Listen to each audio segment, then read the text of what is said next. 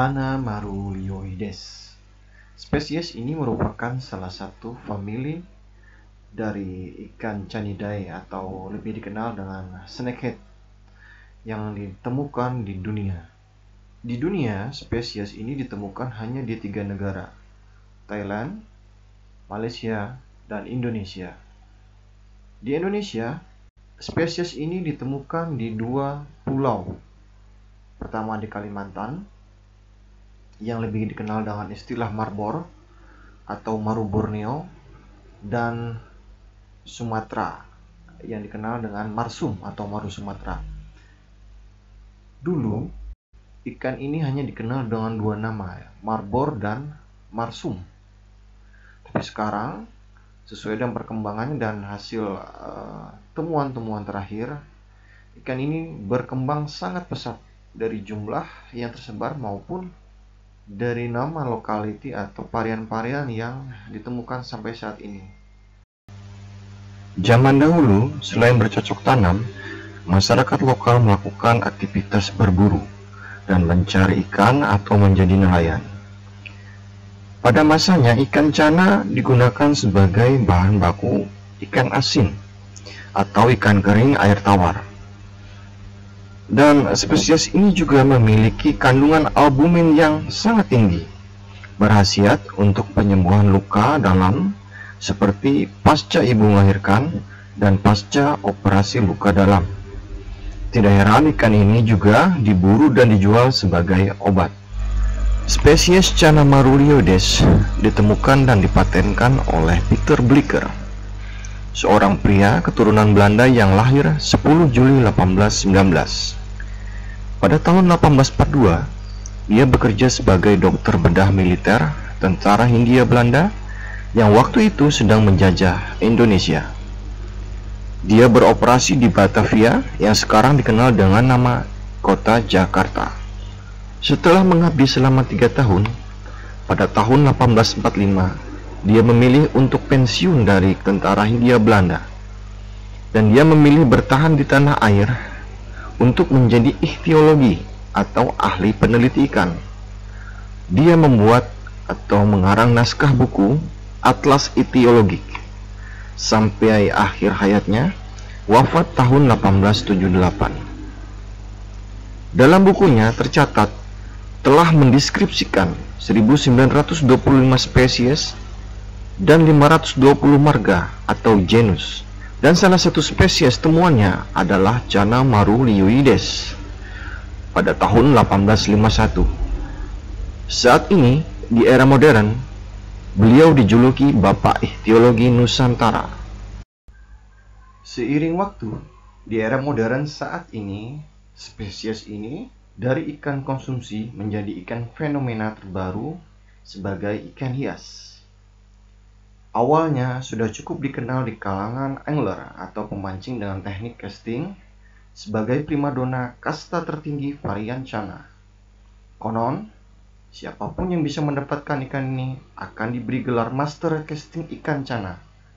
Karena ikan ini sangat sulit didapat baik karena keberadaan yang sangat langka maupun sifat alami sebagai ikan pemalu.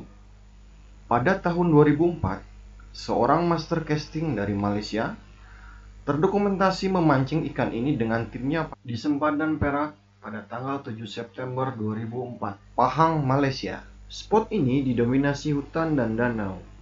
Waktu itu spot ini terbuka saat ada land clearing atau penebangan hutan. Karakteristik daratannya sama seperti Kalimantan dan sebagian dari Sumatera, yang terdiri atas lahan gambut dan pepohonan. Spot yang mereka datangi memiliki tanaman dan warna air yang sama dengan di Kalimantan. Ada kelakai, pohon rasau, dan rumput-rumput liar yang sama pula dengan daratan atau danau di sini.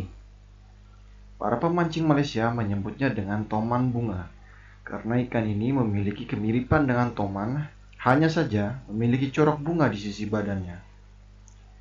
Sensasi tarikan ikan ini dan tingkat kesulitan mencapai spot adalah alasan mengapa ikan ini menjadi primadona dalam kasta tertinggi dunia memancing di air tawar.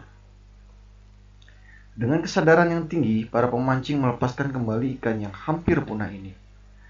Apabila kita perhatikan, spot mereka memancing memiliki karakteristik yang sama dengan habitat yang ada di Kalimantan. Perairan yang dangkal, penuh dengan tanaman air, dan airnya cukup tenang. Uniknya, ikan yang ditemukan di Pahang, Malaysia ini berwarna kekuningan, padahal karakter tanah dan air sama dengan ada yang di Kalimantan Tengah, yang didominasi varian berwarna merah. Di Indonesia, para pemancing pun memberikan predikat tertinggi terhadap ikan ini. Di Kalimantan Tengah khususnya, ikan ini tersebar cukup luas. Namun, spot yang dituju pun tidaklah mudah. Mendapatkan dan melepaskannya kembali ke alam adalah pengalaman yang luar biasa di kalangan angler. Dan kini, ikan ini menjadi primadona di kalangan pecinta ikan hias. Popularitas ikan ini sebagai ikan hias dimulai dari tahun 2015. Ketika itu muncul sebuah komunitas pecinta ikan cana pada tanggal 14 Maret 2015 diposting untuk pertama kali di media Facebook. Eksistensi komunitas ini dibentuk dengan nama Indonesia Snakehead Club dengan 2 orang admin dan 2 orang moderator. Oke, nama saya biasa dipanggil sama teman-teman di EC adalah Omo. Saya adalah moderator di EC. Kalau kita bicara tentang ISC, terbentuknya adalah 2 teman kami, yaitu Kang Iko dan Kang Pepen, yang berangkat dari suatu ide di dunia cana yang ingin mengangkat kasta tentang dunia cana. Beliau inilah yang kedua orang ini yang benar-benar fokus dan intens terhadap dunia pecanaan. Dan sampai saat ini ISC bisa berkembang di luar ekspektasi kami. Begitu antusiasnya sampai terbentuknya grup-grup regional di setiap daerah, dan sampai saat ini sampai terbentuk turnamen kontes cana. Ini luar biasa tentang dunia cana di Indonesia. Grup FB ini bertahan sampai saat ini dengan beranggotakan kurang lebih 77.000 anggota dari berbagai negara. Indonesia tentunya, Malaysia, Singapura, Vietnam, Thailand, China, Jepang, Belanda, bahkan Eropa. Awalnya komunitas ini menjadi acuan sebagai tempat berbagi pengalaman dalam memelihara berbagai jenis cana dan para cana. Tentunya, jumlah anggota komunitas ini pada saat pertama kali dibentuk tidak sebanyak saat ini.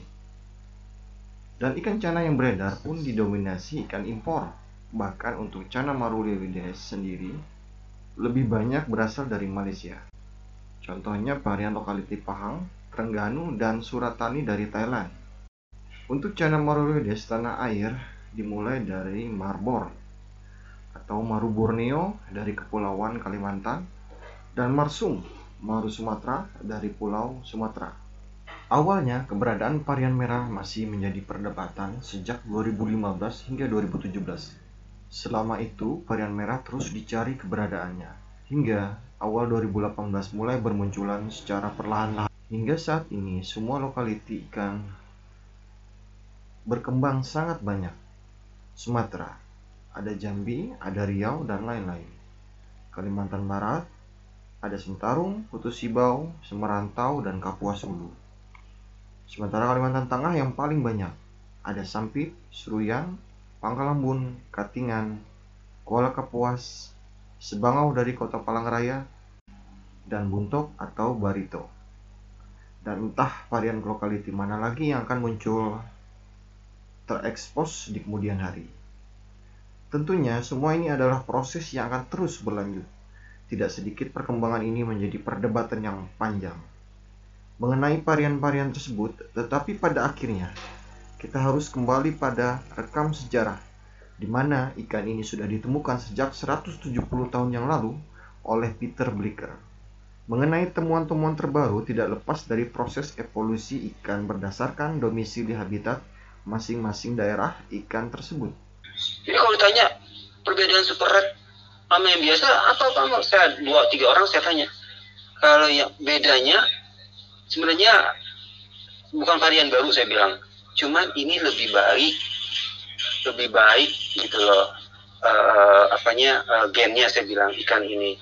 Kenapa? Karena pada saat saya keep dari 8 cm kalau nggak salah ya, dari Bang Desi itu kirim ke Bang Onca ya, itu lari ke 12 cm itu nggak ngalami siklus warna fase hitam gelap badannya, langsung mutasi oranye sampai sekarang. Oranye permanen saya bilang.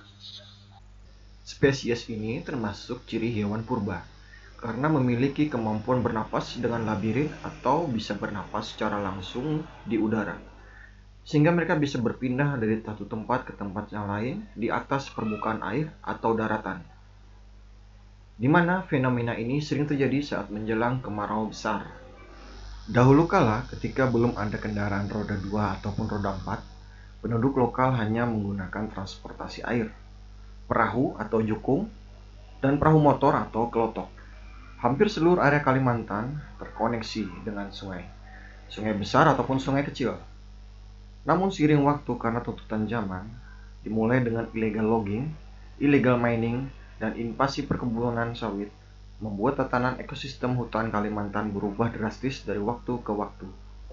Aktivitas illegal logging membuat tatanan sungai dan arus sungai menjadi berubah, dari yang lebar menjadi menyempit, dari yang tidak terkoneksi menjadi terkoneksi karena kanal untuk melarutkan kayu hasil tembangan liar, sehingga tatanan sungai menjadi berubah. Begitu pula habitat dan spesies-spesies di sungai menjadi berpindah ke area yang semakin jauh dari aktivitas manusia. Aktivitas illegal mining membuat kondisi sungai rusak parah, terkontaminasi merkuri dan menjadi keruh, sehingga ikan berimigrasi ke sungai yang lebih bersih. Tapi itu pilihan yang semakin sulit karena air yang bersih sudah tidak banyak lagi. Aktivitas ekspansi perkebunan sawit dinilai baik untuk perekonomian warga, tapi tidak untuk alam. Dampak tata ruang perkebunan membuat hutan semakin menipis dan limbah industri perusahaan-perusahaan nakal mengakibatkan ikan mati karena racun semakin luas dan tidak terkendali. Belum lagi ditambah dengan aktivitas tahunan warga. Aktivitas tahunan warga pedalaman yang masih melakukan aktivitas pembakaran liar untuk perluasan area tanam atau ladang membuat potret hutan Kalimantan sebagai paru-paru dunia telah digerogoti perlahan-lahan akibat ulah tangan manusia itu sendiri. Kondisi alam yang memiliki iklim musim kering dan musim hujan ini membuat hutan beresiko terbakar saat musim kemarau dan beresiko banjir pada saat musim penghujan. Saat banjir besar itulah ikan berimigrasi dari satu tempat atau dari satu sungai ke sungai yang lain. Apa yang terjadi dengan spesies ini tidak seperti 170 tahun yang lalu, sehingga mereka berevolusi menyesuaikan diri di habitat masing-masing daerah. Ada perbedaan-perbedaan kecil dan besar dikarenakan proses evolusi yang terjadi selama ratusan tahun. Uniknya, setiap lokaliti daerah menjadi berbeda dan membuat ikan ini menjadi beragam. Inilah yang membuat ikan ini digemari sebagai ikan hias, karena setiap daerah memiliki ciri khas masing-masing.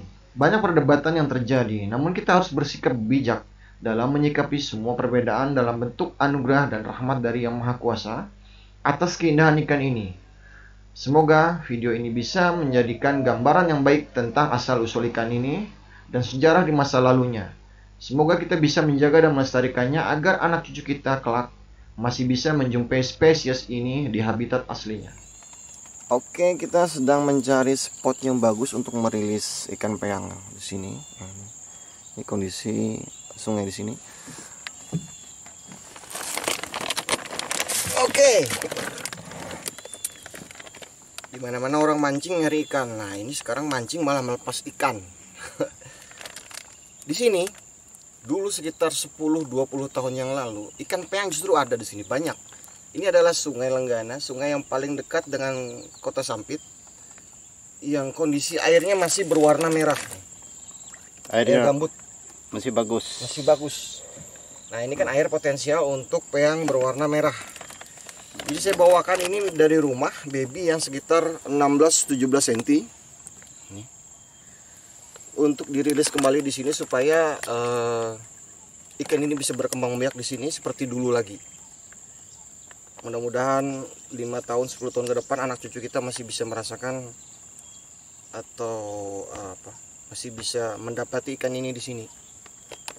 Sekarang ini didominasi oleh mikropeltes, toman, pluro, kerandang. Ikan ini sudah hampir tidak pernah 10 tahun terakhir ada Mang. Ya, sekitar 10 tahun terakhir pun tidak pernah ditemukan ikan ini di sini. Padahal ini dulu salah satu spot peang terdekat yang dekat dengan Kota Sampit. Oke. Kita lepas di sini. Mudah-mudahan bisa berkembang biak. Bismillahirrahmanirrahim.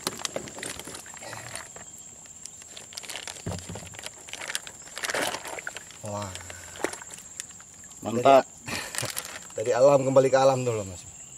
Masih timbul.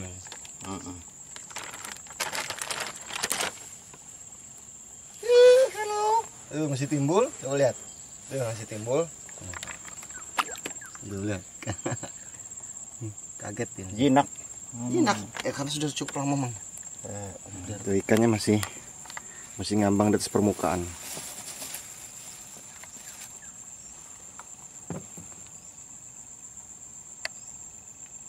Hidup jelas.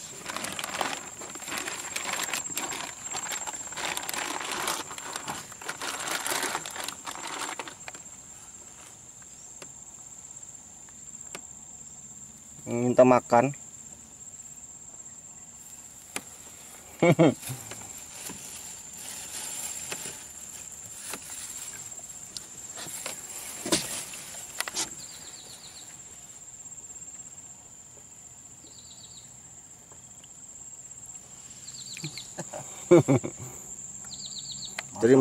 Jadi makan seorang lah.